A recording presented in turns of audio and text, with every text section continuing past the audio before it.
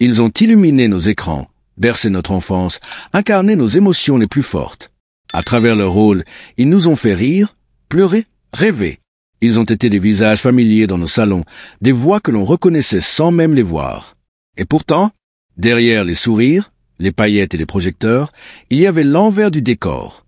L'ombre, l'usure, l'oubli, l'ingratitude d'un métier qui glorifie, puis rejette. Certains sont morts seuls, ruinés, malades, parfois même méprisés ou abandonnés par l'industrie qu'ils avaient enservie. Ils n'ont pas eu droit aux hommages nationaux, ni aux grandes cérémonies. Seulement le silence. Voici l'histoire brutale, injuste et bouleversante de 10 acteurs français disparus après l'an 2000.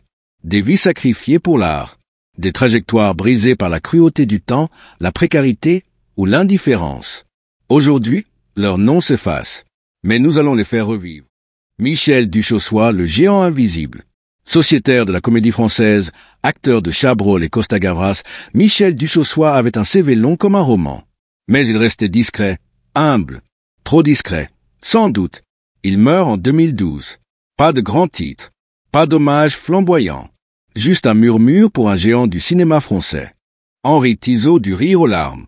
Dans les années 60 et 70, il faisait rire la France entière avec ses imitations du général de Gaulle. Henri Tizot, voix inimitable, esprit acéré. Mais l'humour change, les plateaux ne l'invitent plus. Il s'efface doucement, loin des caméras. Il meurt en 2011, à 74 ans, dans une solitude glaçante. Personne ne se souvient. L'homme qui faisait rire la République est parti dans l'oubli. Mousse Diouf, l'icône brisée. Julie Lescaut, c'est lui. L'éternel sourire, la carrure rassurante. Mousse Diouf était aimé. Mais les galères s'accumulent. Les rôles disparaissent. Il tente un one-man show, sans succès. Puis, 2 AVC. Le coma. Plus d'argent. Sa famille lance un appel à l'aide. Il meurt en 2012, à 47 ans. Brisé. Épuisé. Un héros populaire laissé seul dans la tourmente. Maria Schneider, la blessure jamais refermée.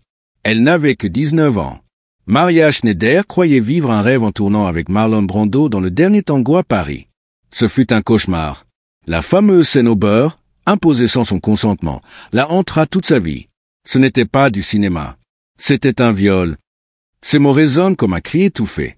Traumatisée, rejetée, elle sombre dans la dépression et la drogue. Sa carrière ne s'en relèvera jamais.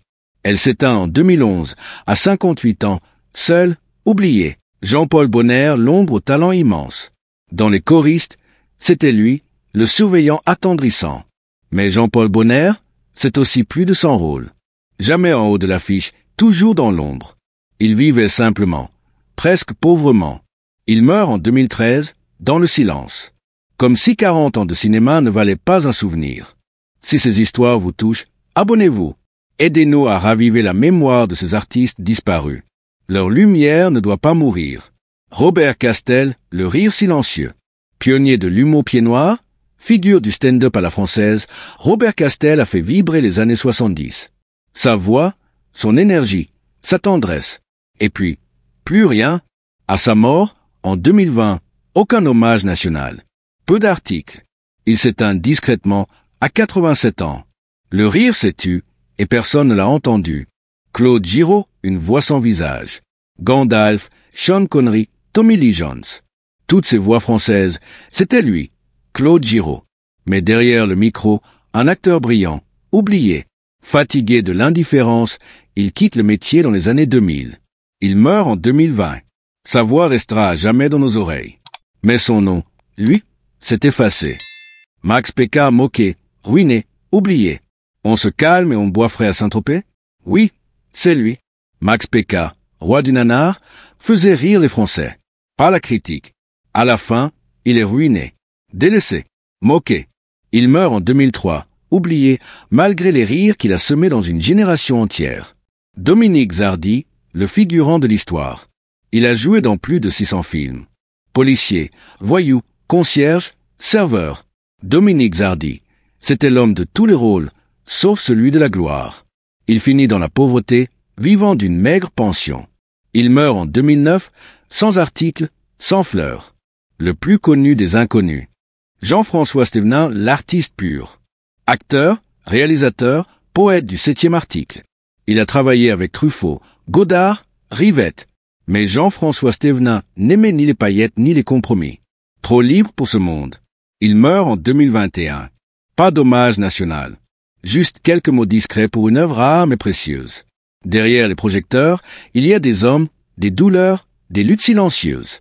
Ces artistes ont donné leur vie au cinéma. Le minimum, c'est de ne pas les oublier. Alors si cette vidéo t'a touché, partage-la. Abonne-toi. Ensemble, faisons revivre leur mémoire.